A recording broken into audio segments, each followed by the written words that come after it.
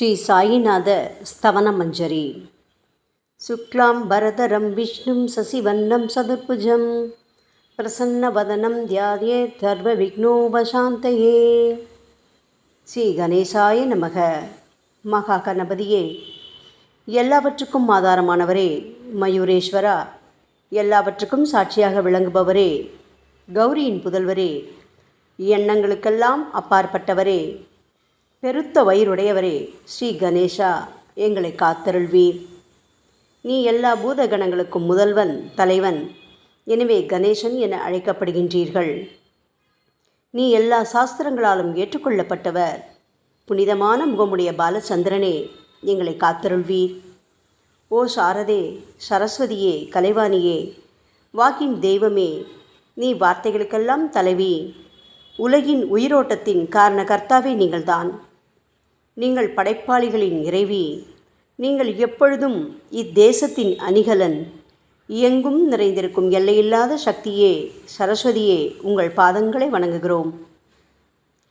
முழுமையான பரபிரம்மே, மகான்களுக்கு பிரியமானவரே, பண்டரிநாதன் உருவில் வெளிப்பட்ட அவதாரமே, எல்லையற்ற கருணை உள்ளம் கொண்டவரே, பரமதயாளா, பாண்டுரங்கா.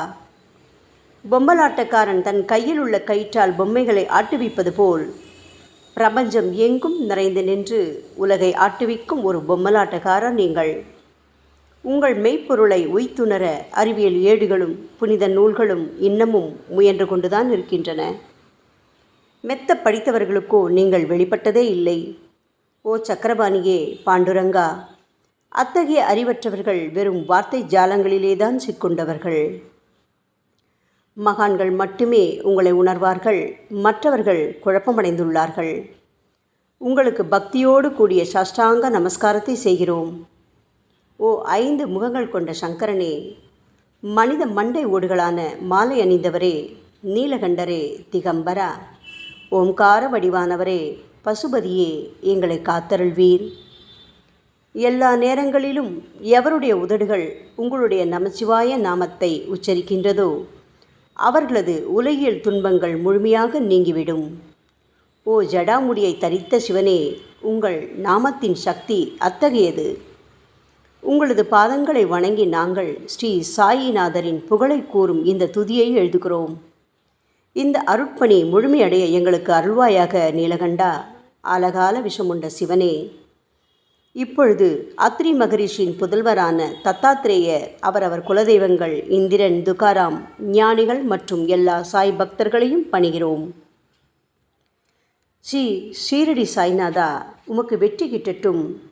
பாவிகளை கடைத்தேற்றும் கருணையுள்ளவரே, உங்கள் பாதங்களில் எங்களது தலையை வைத்து வேண்டுகிறோம். உமது பாதுகாப்பை எங்களுக்கு அருள்வாய். நீங்கள் முழுமையான பரபிரம்மம், ஆனந்தத்தின் இருப்பிடம். நீங்களே விஷ்ணு. மன்மதனை எரித்த ஊமையொரு வாகனும் நீங்களே. சாயி, நீங்கள் மனித வடிவில் தோன்றிய இறைவன். அறிவு என்னும் ஆகாய சூரியன். நீங்கள் கருணை கடல். நீங்கள் பிறவி பிணிக்கு ஓர் அருமருந்து. நீங்கள் ஏழைகளுக்கும் கீழ்த்தட்டு மக்களுக்கும் விரும்பியதை கொடுக்கும் சிந்தாமணிக்கல். நீங்கள் உங்கள் பக்தர்களை பரிசுத்தப்படுத்தும் தெய்வம். உலக வாழ்க்கை என்னும் சம்சார கடலில் மூழ்குபவர்களை காப்பாற்றும் ஓடம். நீங்கள் அஞ்சுபவர்களின் புகலிடம். சாயி, நீங்கள் இந்த பிரபஞ்சம் தோன்ற முதற்காரணமான பரிசுத்த பேரின்ப பேருணர்வு, அதாவது சைதன்யம். நீங்கள் கருணையே உருவானவர். உங்களது பலவிதமான வெளிப்பாடுகளில் இந்த உலகமும் ஒன்று. நீங்கள் பிறப்பற்றவர். சாவும் உங்களை தொட முடியவில்லை. எங்களது நீண்ட ஆழமான சிந்தனைக்கு பின் வெளிப்பட்ட கருத்தே இது என் குருநாதா. பாபா, பிறப்பு இறப்பு என்பவை அஞ்ஞானத்தால் தோன்றும் வெளிப்பாடே. ஓ மகராஜ், நீங்களோ இறப்பும் பிறப்புமற்ற சுதந்திர பறவை அல்லவா? தண்ணீர் நீரூற்றுக்காக தோன்றினால் அதன் ஆதாரம் அங்கு இருப்பதாக அர்த்தமா? ஏற்கனவே நீர் பூமிக்குள் நிரம்பி இருந்தது. பூமியின் உள்ளே இருந்து ஊற்றாக வெளியே வந்தது, அவ்வளவுதான். மணற்படுகையில் நீர் ஊற்றாக வெளிப்பட்டதும் அது நீரோடை என்று பெயர் பெற்றது. தண்ணீர் இல்லாவிட்டால் அது வெறும் மணற்படுகையே. அந்த மணற்படுகையில் தண்ணீர் ஊற்றாக வந்தாலும் அல்லது வற்றி போனாலும் தண்ணீருக்கு அதனால் ஒன்றும் ஆவதில்லை. ஏனென்றால் தண்ணீர் அந்த மணற்படுகைக்கு எந்தவிதமான முக்கியத்துவமும் கொடுப்பதில்லை. ஆனால் அறியாமையால் மணற்படுகையோ நீர் நிரம்பி இருந்தால் அது பெருமைப்பட்டு கொள்கிறது. ஆகையால் நீர் வற்றிய உடனே அது மிகவும் மனவருத்தம் அடைகிறது. இந்த மனித உடலும் ஒரு விதத்தில் அந்த மணற்படுகை போன்றதே. புனித பேரின்ப நிலையை அந்த நீரூற்றின் தூய தண்ணீருக்கு ஒப்பிடலாம். இம்மாதிரி எண்ணற்ற மணற்படுகைகள், அதாவது மனித உடல்கள் இருந்த போதிலும் அவற்றில் உள்ள நீர், அதாவது பேருணர்வு எனப்படும் சைதன்யம் மட்டும் மாறுபடுவதே இல்லை. கருணையுள்ளம் கொண்டவரே சாய்நாதா, நாங்கள் உங்களை ஆதியும் அந்தமும் இல்லாதவர், பிறப்பற்றவர் என்று கூறுவோம். இந்திரனின் கையில் இருக்கும் வஜ்ராயுதம் நீங்கள். இந்த வஜ்ராயுதம் ததீசி என்ற முனிவரின் முதுகெலும்பை கொண்டு தயாரிக்கப்பட்டது. இதுவரை இந்த பூமியில் எத்தனையோ எண்ணற்ற உயிரினங்கள் தோன்றியுள்ளன, இப்பொழுதும் தோன்றிக் கொண்டுதான் இருக்கின்றன. வரும் காலத்தில் மேலும் எண்ணற்ற உருவங்கள் தோன்றத்தான் போகின்றன. அந்த ஒவ்வொரு தோற்றத்திற்கும் ஒரு தனி உருவமும் பெயரும் கிடைக்கும். இந்த உயிர்கள் ஒவ்வொன்றும் பெயராலும் தோற்றத்தாலும் மட்டுமே இவ்வுலகில் அடையாளம் காட்டப்படுகிறது. ஆகையால் அந்த சுத்த பேருணர்வு நிலையை நீ நான் என்று பிரித்து காட்டுவது சரியல்ல. ஏனென்றால் எது இரண்டாக தோன்ற முடியாதோ அதுவே உண்மையில் பரிசுத்த பேரின்ப பேருணர்வு எனப்படும். அது ஒன்றே அனைவரின் உள்ளும் ஆத்மா என்ற பெயரில் உள்ளது. மேலும் உண்மையை சொல்வதானால் அந்த ஒரே ஒரு சுத்த பேரின்ப பேருணர்வு நிலைதான் உலகம் முழுவதும் வியாபித்திருக்கிறது. அப்படி இருக்கையில் நீ நான் என்ற வேற்றுமைகள் எவ்வாறு இருக்க முடியும்? நீருண்ட மேகத்தில் உள்ள நீரின் தன்மை உலகெங்கிலும் ஒன்றே. ஆனால் அது பூமியை அடைந்ததும் வெவ்வேறு தோற்றங்களை நதி, ஏரி, ஊற்று என ஏற்கின்றன. கோதாவரி மணற்படுகையில் விழும் நீர் கோதாவரி நதி என்றழைக்கப்படும். அதே சமயம் கிணறு ஒன்றில் விழும் நீருக்கு அந்த சிறப்பு தகுதி கிடைப்பதில்லை. கோதாவரி நதி மிகவும் புனிதமானது. சாயி, நீங்கள் அதில் உள்ள தூய நீரை போன்றவர், நாங்களோ குளம், குட்டை, சகதியில் உள்ள நீர் போன்றவர்கள். நம் இருவருக்கும் இடையே உள்ள வித்தியாசம் இதுதான். பாபா, எங்கள் வாழ்வின் குறிக்கோளை அடைவதற்கு நாங்கள் உங்களிடம் வரவேண்டும். கூப்பிய கரங்களுடன் உங்கள் பாதங்களை சரணடைய வேண்டும். ஏனென்றால் நீங்கள் ஒருவரே புனிதத்தின் உறைவிடம் என் குருநாதா. புனிதமடைந்த கோதாவரி நதி மணற்பரப்பில் மழை நீர் பாயத் தொடங்கும் போது அந்த நீர் புனிதத்தன்மையை அடையும். அதை வெறும் தண்ணீராக மட்டும் கருதினால் அந்த தண்ணீர் தான் எல்லா இடங்களிலும் இருக்கிறதே. கோதாவரி நதி தீரம் முழுவதும் புனிதமாக கருதப்பட்டது. பூமியின் அந்த மணற்பகுதி அதன் புனித தன்மையை நிர்ணயம் செய்கிறது. நீருண்ட மேகத்தினின்று கீழே விழுந்த நீரின் புனிதத்தன்மையை எந்த பூமியின் பகுதி மாற்றவில்லையோ அந்த பகுதியை கோதாவரி என்று கூறுகிறார்கள். மற்ற பகுதிகளில் விழுந்த நீர் அந்த பகுதியில் உள்ள மண்ணின் குணத்தை ஏற்றுக்கொண்டது, புனித தன்மையை இழக்கிறது.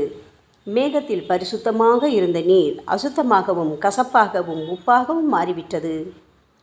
6 வித உட்பகைகளான காமம், கோபம், பேராசை, வெறுப்பு, அகங்காரம், பொறாமை இவற்றை அகற்றி புனித உடலெடுத்து வந்த குருநாதா, குருதேவா, தங்களை புனித மகான் என்று அழைப்பதே சால பொருந்தும்.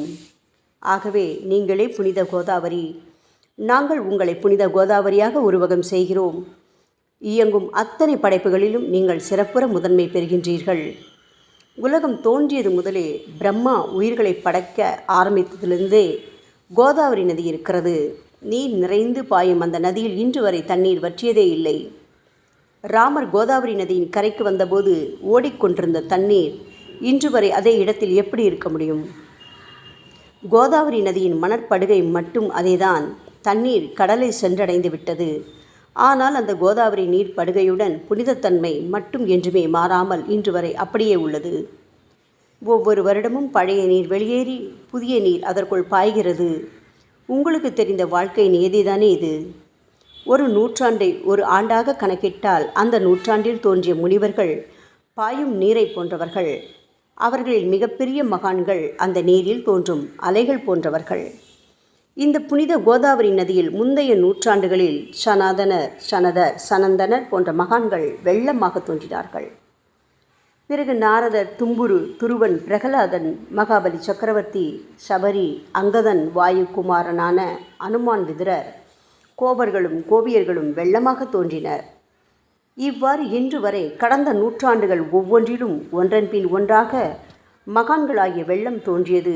அவற்றை எல்லாம் எங்களால் ஞாபகப்படுத்தி கூற முடியவில்லை. ஓ சாயிநாதா, இந்த 19ஆம் நூற்றாண்டில் புனித கோதாவரி நதியில் சந்தேகத்திற்கு இடமில்லாமல் நீங்கள் வெள்ளமாக பாய்ந்தீர்கள். எனவே உமது தெய்வீகமான பாதங்களை தொட்டு வணங்குகிறோம். சாய் மகராஜா, நாங்கள் செய்யும் தவறுகளை தயவு செய்து உங்கள் கவனத்தில் வைத்து கொள்ள வேண்டாம் என மன்றாடி கேட்டுக்கொள்கிறோம். சாயி, நாங்கள் எளியவர்கள், ஏதும் அறியாதவர்கள், தீய குணங்கள் கொண்ட மிகப்பெரிய பாவிகள். எங்களை புறந்தள்ளி விடாதீர்கள், கைவிட்டு விடாதீர்கள். மட்டமான உலோகத்தையும் தங்கமாக மாற்றும் சக்தி கொண்ட ரசவாத கல் இரும்பினுடைய இயற்கையான தன்மைகளை பொருட்படுத்துவதில்லை. அதேபோல் கோதாவரி நதியும் தன்னுள் கலக்கும் சிறு சிறு ஓடைகளை திருப்பி அனுப்புவதில்லை. பாபா, அநேக தீய குணங்களை எங்களுக்குள் கொண்டவர்கள் நாங்கள். உங்களது கருணை மிகுந்த பார்வையால் தயவு செய்து அவற்றை சடுதியில் அழித்து விடுங்கள். இது மட்டுமே தான் உங்கள் அடிமைகளான எங்களது வேண்டுகோள். ரசவாத கல்லின் தொடர்பு ஏற்பட்டும் இரும்பின் இயற்கை தன்மைகள் அழிக்கப்படாவிட்டால் சாயிநாதா, அது ரசவாத கல்லின் பெருமைக்கு இழுக்கல்லவா? பாபா, எங்களை பாவியாகவே இருக்கும்படி விட்டுவிடாதீர்கள். தங்களை குறைவாக மதிப்பிட்டு கொள்ளாதீர்கள். நீங்கள் ரசவாத கல், நாங்கள் இரும்பு. எங்களுக்கு ஏற்படும் இழிவுகள் தங்களுக்கு ஏற்படும் இழிவுகள் அல்லவா? சாயிநாதா, குழந்தைகள் தவறுகள் செய்து கொண்டேதான் இருக்கிறது. ஆனால் அதற்காக தாயார் என்றுமே கோபமடைவதில்லை. இதை தயவு செய்து தாங்கள் நினைவில் வைத்து கொண்டு எங்களுக்கு உங்கள் அருளாசிகளை தாருங்கள். ஓ சத்குரு சாய்நாதா, நீங்கள் எனது கற்பக விருட்சம், சம்சார கடலை கடக்க உதவும் கப்பல். சந்தேகத்திற்கு இடமின்றி நீங்கள் ஒருவர் மட்டுமே எங்களை கடைதேற்ற முடியும். சாயி, நீங்களே எங்களுக்கு காமதேனுவாகிய பசு. நீங்கள் சிந்தாமணி கல், ஞானவானில் சூரியனும் நீங்களே. நீங்கள் நற்பண்புகளின் சுரங்கம், ஸ்வர்க்கத்திற்கு ஏறிச் செல்லவதும் ஏனியும் நீங்களே அல்லவா எங்களது குருநாதா? புனித செயல்களின் நிறைகள் நிறைய கொண்டவரே, பரிசுத்தமானவரே, சாந்தி மற்றும் பேரின்பத்தின் மொத்த உருவமே தீனதயாளா, குறைகளற்ற முழுமையான அறிவாக உருவெடுத்தவரே, மனிதர்களில் உன்னதமானவரே, சாந்தி மற்றும் மன்னிப்பதின் உறைவிடமே, எங்களின் அடைக்கலமே, எங்களை ஆசீர்வதியுங்கள், எங்களை ஆசீர்வதியுங்கள். கலியுகம் ஆரம்பித்தவுடன் மகாவிஷ்ணுவால் உலகம் உய்ய அனுப்பப்பட்ட 9 நாதர்களில் ஒருவனான சத்குரு மச்சீந்திரநாதரும் நீங்களே.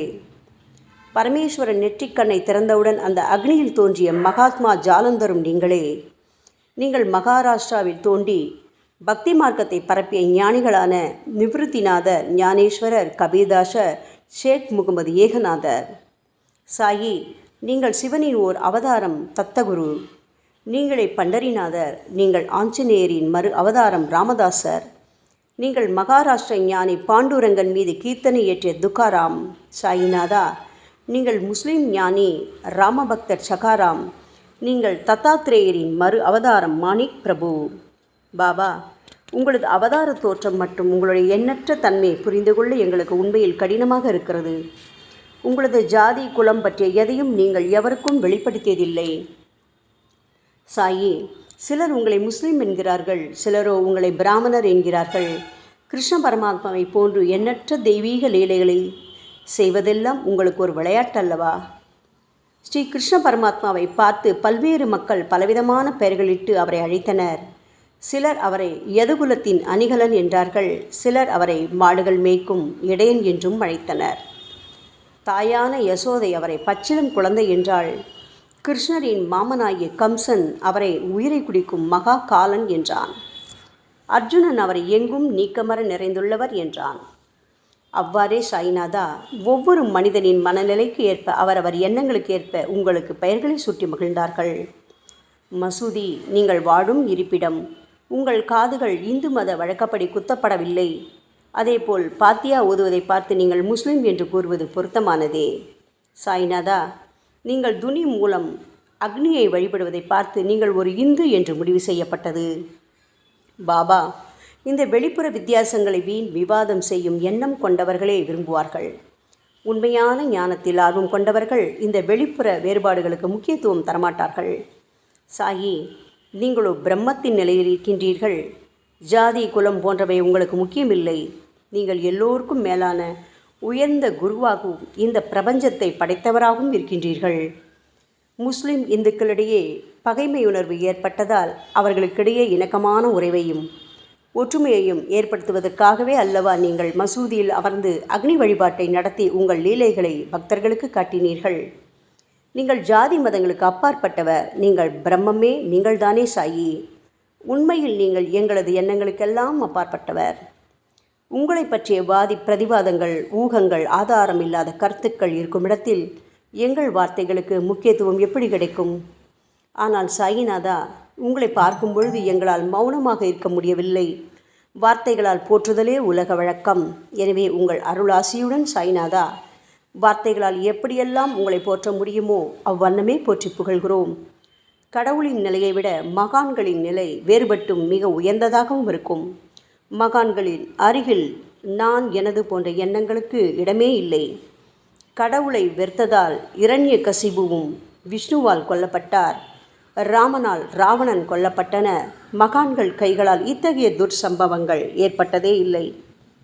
அரசன் கோபிச்சந்தன் முனிவர் ஜாலந்தரரை சாணக்குவியலுக்குள் புதைத்தான். ஆனால் அந்த நிலையிலும் அரசரின் இந்த செயலுக்காக அந்த முனிவர் வருத்தப்பட்டதே இல்லை. அரசனின் அந்த செயலுக்கு நேர்மாறாக அந்த அரசனை சம்சார சூழலிலிருந்து விடுவித்து அவனை முக்தியடை செய்தார். மகான்களின் சக்தி இப்படிப்பட்டதே. அவற்றை விவரித்து கூற முடியாது. மகான்கள் சூரியனின் ஒளியை போன்று பிரகாசிக்கக்கூடியது. சந்திரனின் மென்மையான ஒளிக்கதிர்கள் போல் இதயத்திற்கு ஆறுதல் கொடுக்கும் தன்மை கொண்டது. மகான்களின் அருள் கஸ்தூரியின் நறுமணம் போன்றது. அவர்கள் கரும்பு சாற்றினை போல் இனிப்பானது. மகான்கள் நிச்சயமாக நல்லவர்களிடமும் தீயவர்களிடமும் ஒரே விதமாகவே நடந்து கொள்கின்றனர். அதற்கும் மேலாக பாவிகளிடம் அவர்கள் காட்டும் அன்பு அளவிட முடியாதது.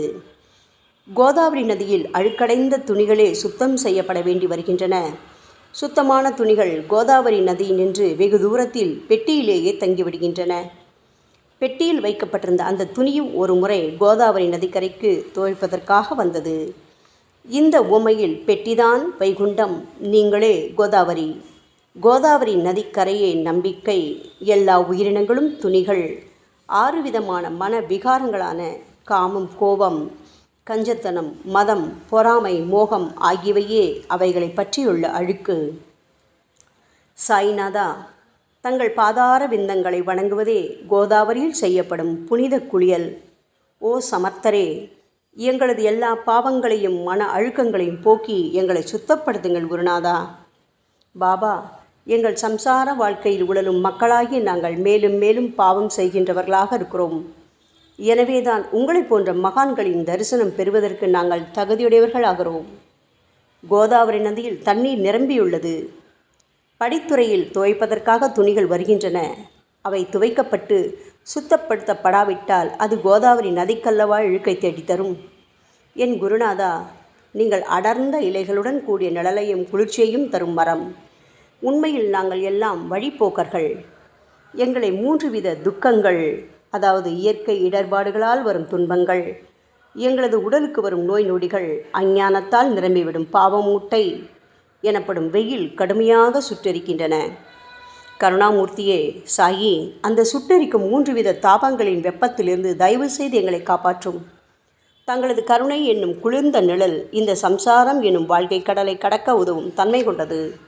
பாபா, மரத்தின் அடியில் அமர்ந்தும் ஒருவன் சூரியனின் சுட்டெரிக்கும் வெப்பத்தை உணர்ந்தால் அது அந்த மரத்தை நிழல் தரும் மரம் என்று கூற முடியுமா என் குருநாதா? சாயி, உங்கள் அருளின்றி இந்த உலகில் நல்லது என்பது ஏற்படுவதில்லை. எனவேதான் தர்மத்தை நிலை நிறுத்துவதற்காக அந்த பரந்தாமனே அர்ஜுனனுக்கு நண்பனாக, வழிகாட்டியாக மற்றும் ஆன்மீகவாதியாக மாறினார். சுக்ரீவனின் அன்பினால் தானே விபீடனன் அரசன் ராமனின் நட்பை பெற்றான். சொல்லப்போனால் ஸ்ரீஹரியும் மகான்கள் மூலமாகத்தான் பெருமை பெற்றார். பிரம்மம் என்பது உருவமற்றது. எனவேதான் வேதங்களால் அதை வர்ணித்து கூற முடியவில்லை. ஆனால் பூமியில் அதை மனித உருவில் தோன்ற வைத்து மகான்கள் அதன் உருவமற்ற தன்மையை மாற்றினர். தாமாஜி என்ற பக்தனுக்காக பகவான் பாண்டுரங்கனை ஒரு தாழ்த்தப்பட்ட குலத்தில் பிறந்தார். சோகமேளா என்ற பக்தருக்காக உலகை காக்கும் தெய்வமே இறந்த எருமைகளின் உயிரற்ற உடல்களை எடுத்தார். மகாராஷ்டிர ஞானி மகான் ஏக்நாத் என்ற பக்தனின் பெருமையை உணர்ந்த பரம்பொருள் பாண்டுரங்கனின் மாறுவிடத்தில் வந்து தண்ணீர் சுமந்து உழைத்தார். உண்மையில் மகான்கள் எல்லாவற்றையும் தாங்கும் சக்தியும் சச்சிதானந்த பிரபுவாகிய இறைவனின் எஜமானர்களே. பாபா, இதற்கு மேல் நாங்கள் சொல்வதற்கு எதுவும் இல்லை. நீங்களே எங்களின் தாயும் தந்தையும். ஷீரடி கிராமத்தில் வசிக்கும் என் சத்குரு சாய்நாதா. சாயி, உங்கள் லீலைகளை எவர் ஒருவராலும் உண்மையிலேயே முழுமையாக புரிந்து கொள்ள முடியாது என்கின்ற பொழுது சாதாரண மனிதனாகிய நான் எவ்வாறு அவற்றை விளக்க முடியும் கூறுங்கள். எல்லா உயிரினங்களையும் காப்பாற்ற நீங்கள் ஷீரடிக்கு வந்திருக்கின்றீர்கள். மண் அகல் விளக்குகளில் வெறும் தண்ணீரை ஊற்றி அவற்றை எரிய வைத்தீர்கள். மிக குறுகிய மரப்பலகையை தொங்கும் ஊஞ்சல் படுக்கையாக்கி உங்கள் யோக சக்தியை உங்கள் பக்தர்களான எங்களுக்கு காட்டினீர்கள். அநேக பெண்களின் மலட்டுத்தன்மையை முழுவதுமாக நீக்கி குழந்தை பாக்கியத்தை பெறச் செய்தீர்கள். உதியின் மூலம் தீர்க்க முடியாத வியாதிகளையும் குணப்படுத்தி பரிபூர்ண சுகம் கொடுத்தீர்கள். என் சாயியே, இவ்வுலக சம்பந்தமான துன்பங்களை நீக்குவது உங்களுக்கு ஒரு பொருட்டே அல்ல. யானை ஒன்று எறும்பை சுமையாக கருதுமா? குருராயா, இப்பொழுது உங்களது பாதங்களை சரணடைந்து விட்டோம். எங்களை திருப்பி அனுப்பி புறந்தள்ளி விடாதீர்கள். எங்களின் மகாராஜ், நீங்கள் அரசர்களுக்கெல்லாம் அரசன். நீங்கள் குபேரனை விட செல்வம் அடைந்தவர். நிச்சயமாக தன்னிகரற்ற வைத்தியர். உங்களை விட மேலானவர் இந்த உலகில் நிச்சயமாக எவரும் இல்லை சாயி. மற்ற கடவுள்களை வணங்குவதற்கு தனித்தனியாக பூஜை பொருட்களும் வழிபாட்டு முறைகளும் உள்ளன. ஆனால் உங்களை வணங்குவதற்கு தகுதியான பொருட்களே இந்த உலகில் இல்லை என் குருநாதா. சூரியனின் ராஜ்யத்தில் தீபாவளி பண்டிகையை கொண்டாடுவதென்றால் எவ்விதமான பொருட்களை கொண்டு அதை கொண்டாடுவோம்? சமுத்திரத்தின் தாகத்தை தணிப்பதற்கு பூமியில் போதுமான தண்ணீர் கிடைக்காது. நெருப்பை சூடாக்குவதற்கு எங்கிருந்து அக்னியை கொண்டு வருவது? ஓ ஸ்ரீ சமர்த்த குருடாயா, பூஜை செய்ய உதவும் பொருட்கள் யாவற்றிலும் இருப்பது உன் ஆத்மாவே. ஆரம்பம் முதலே அவை உன் ஒரு பகுதியே அல்லவா? மேலே கூறப்பட்டவையெல்லாம் தத்வார்த்த ரீதியில் கூறப்பட்டவையே. அனுபவங்களின்றி கூறப்படும் வார்த்தை ஜாலங்கள் வீணே. சம்பிரதாய சடங்குகளின்படி உங்களுக்கு பூஜை செய்ய வேண்டுமென்றால் அதனை செய்வதற்கு தேவையான பூஜை சாமான்கள் எங்களிடத்தில் இல்லையே என் குருநாதா. கருணாமூர்த்தியே, எங்களின் கற்பனை திறனின் அடிப்படையில் உங்களுக்கு வழிபாடு செய்கிறோம். தயவு செய்து அந்த வழிபாட்டை இந்த அடிமைகளிடமிருந்து ஏற்றுக்கொள்ளுங்கள். சாயி, இப்பொழுது எங்களது அன்பு மிகுந்த கண்ணீரால் உங்கள் பாதங்களை கழுவுகிறோம். உண்மையான பக்தி என்னும் சந்தனத்தை அரைத்து சாந்தாக்கி உமக்கு இடுகிறோம். அழகிய வார்த்தைகளால் எழுதப்பட்ட இந்த துதியையை உமக்கு மாலையாக அணிவிக்கின்றோம். எங்களது கெட்ட குணங்களை தூபமாக்கி உமக்கு முன் எரிய விடுகிறோம். உமக்கு முன் எரியும் போது எந்தவிதமான தீய வாசனையும் எழுவதில்லை. சாயி, உமக்கு முன்பு இல்லாமல் வேறு எங்காவது இந்த தூபம் எரிய விடப்பட்டால் அது கீழே உள்ளது மாதிரி ஆகும். அதாவது சாம்பிராணியை நெருப்பில் போட்டவுடன் அது பொசுங்கி அதில் உள்ள நல்ல மனம் என்ற நற்குணம் அதை விட்டு மறைந்து போகிறது. பாபா, உமக்கு முன் அது எரியும் போது எங்களது கெட்ட குணம் என்கின்ற அழுக்குகள் எரிந்து நல்ல குணம் மட்டுமே மிஞ்சியிருக்கிறது. மனதில் உள்ள தீய குணங்கள் யாவும் எரிந்த பிறகு மனம் மாசற்ற தூய கங்கை தீர்த்தம் போல் ஆகின்றது. கருணை மூர்த்தியே, மாயை மோகம் என்ற தீபத்தை உங்கள் முன் ஏற்றி காட்டுகிறோம். அதன் மூலம் எங்களது மனம் வைராக்கியத்தை அடைய அருள்வீராக. பரிசுத்தமான நம்பிக்கை என்ற சிம்மாசனத்தை நீங்கள் என்னுள் அமர்வதற்கு ஆசனமாக உமக்கு தருகிறோம். அதில் அமர்ந்து கொண்டு எங்களது பக்தி என்ற நெய்வேத்தியத்தை ஏற்றுக்கொள்ளுங்கள் சாயி. எங்களது பக்தி என்ற நெய்வேத்தியத்தை ஏற்றுக்கொண்டு அதன் சாரை மட்டுமாவது எங்களுக்கு தயவு செய்து கொடுப்பீராக. ஏனெனில் நாங்கள் எல்லாம் உமது பால்குடி மாறாத பச்சிலம் குழந்தைகள் அல்லவா. உங்கள் அருட்பாலில் எனக்கு உரிமை உண்டு. பாபா, என் மனத்தையே உமக்கு தட்சணையாக கொடுக்கிறேன். ஆகையால் நாங்கள் செய்யும் காரியங்கள் யாவற்றிலும் நான் செய்கிறேன் என்று நாங்கள் உரிமை கொண்டாட முடியாது. ஏனென்றால் நினைக்கும் மனதைத்தான் உமக்கு அர்ப்பணித்து விட்டோமே சாயி. இப்பொழுது பணிவுடன் கூடிய பிரார்த்தனையோடு உங்கள் பாதங்களில் சாஷ்டாங்க நமஸ்காரம் செய்கிறோம். ஓ தெய்வீக சாய்நாதா, தயவு செய்து நீங்கள் அதை ஏற்றுக்கொள்ளுங்கள். 8 பிரார்த்தனைகள்.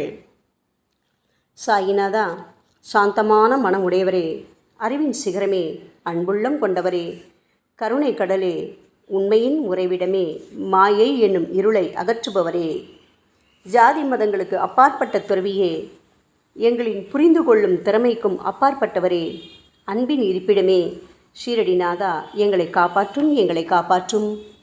ஞான சூரியனே, ஞானத்தை அளிப்பவரே, எல்லாவித நல்ல செயல்களையும் செய்பவரே, பக்தர்களின் மனங்களில் ஒளிரும் பரமஹம்சரே, தங்களை சரணடைந்தவர்களை காப்பவரே, சாயி, படைக்கும் தொழில் புரியும் பிரம்மாவே நீங்கள், காக்கும் கடவுள் விஷ்ணுவே நீங்கள். 3 உலகங்களையும் கடைசி லயமடையச் செய்யும் ருத்ரனுமான சிவனும் நீங்களே. பாபா, நீங்கள் இல்லாத இடமே இந்த பூமியில் ஏது? எல்லாம் அறிந்த இறைவன் நீங்கள். எங்கள் அனைவரின் இதயங்களிலும் வசிப்பவரும் நீங்கள்தானே சாயி. என் குருநாதா, எங்களது எல்லா குற்றங்களையும் மன்னிக்க வேண்டும் என வேண்டி கேட்டுக்கொள்கிறோம். அலை அலைகளாக வரும் சந்தேகங்களையும் மன மயக்கங்களையும் போக்குவீராக. சாயிநாதா, நீங்கள் பசு, நான் புதிதாக பிறந்த இளங்கன்று, நீங்கள் சந்திரன், நாங்கள் சந்திரகாந்தக்கள்.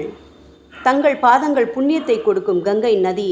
பணிவுடன் சாய் அடிமைகளான நாங்கள் உங்கள் பாதங்களில் வணங்குகிறோம்.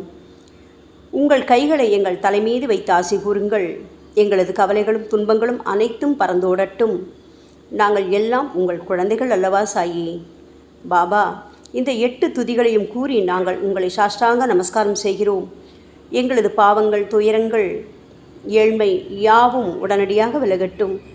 சாயிநாதா, நாங்கள் உங்களது பாத கமலங்களையே எங்களது உயிர் மூச்சாக கொண்ட உங்களது அன்பு குழந்தைகள். தயவு செய்து எங்கள் மீது கடுமை காட்டாதீர்கள். நீங்கள் தூய சந்தனம், நாங்களோ முள்ளடர்ந்த புதர். நீங்கள் புனிதமான கோதாவரி, நாங்களோ பெரும் பாவிகள். ஓ குருநாதா, உங்கள் தரிசனம் கிடைத்த பிறகும் எங்களிடம் உள்ள கெட்ட குணங்கள் என்ற அழுக்கு எங்கள் மனதிலேயே தங்கி இருக்குமானால் உங்களை சந்தனம் எப்படி என்று கூறுவார்கள்? கஸ்தூரியின் அருகாமையினால்தான் மண்ணும் மலரின் தொடர்பினால்தான் நாரும் மனம் பெறுகிறது. மகான்களும் அப்படிப்பட்டவர்களே. அவர்களுடன் தொடர்புடைய எந்த பொருளும் மிகவும் உயர்வாக மதிக்கப்படுகிறது. சிவபெருமானின் விபூதி, நந்தி ஆகியவற்றை ஏற்றுக்கொண்டதால் 8 திக்குகளிலும் அந்த பொருட்கள் புகழ் பெறுகின்றன. இடையர்களை மகிழ்விப்பதற்காக யமுனை நதிக்கரையில் உள்ள பிருந்தாவனத்தில் உலகிற்கெல்லாம் இறைவனான கிருஷ்ண பரமாத்மா ஊரியடி என்ற விளையாட்டை விளையாடினான். அனைவராலும் அது ஏற்றுக்கொள்ளப்பட்டது.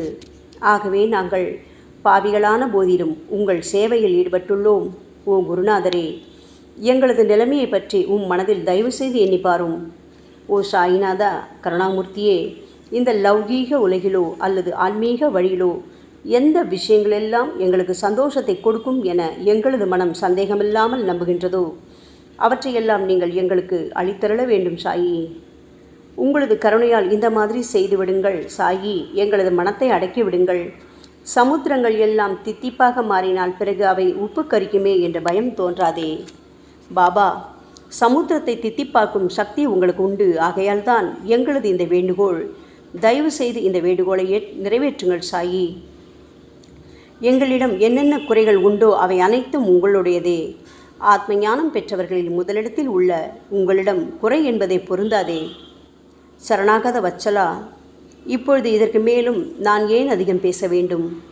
நீங்கள் மட்டும்தானே எங்களது ஒரே அடைக்கலம். தாயின் இடுப்பில் உள்ள குழந்தை இயல்பாகவே பயமற்று இருக்கும் அல்லவா? மகாராஜா, இந்த துதியை எவரவர்களெல்லாம் அன்புடனும் ஆத்மார்த்தமாகவும் படிக்கின்றார்களோ அவர்கள் ஒவ்வொருவரின் ஆசைகளை தயவு செய்து நிறைவேற்றி கொடுங்கள் சாயி.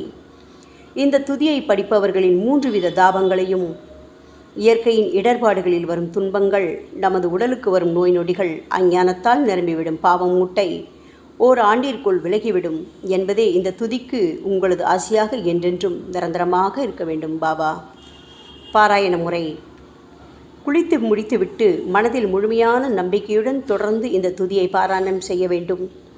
அப்படி முடியாவிட்டால் வாராவாரம் வியாழந்தோறும் சத்குருவை வணங்கி அவர் உருவை தியானம் செய்து கொண்டு இந்த துதியை பாராயணம் செய்யுங்கள்.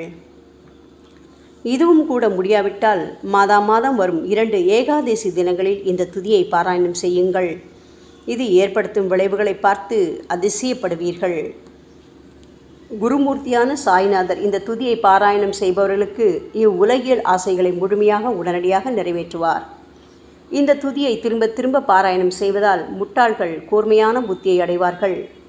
யாருடைய வாழ்நாளாவது குறைவானதாக இருப்பேன் இந்த துதியை அவர்கள் படிப்பதால் 100 ஆண்டு காலம் வாழ்வார்கள்.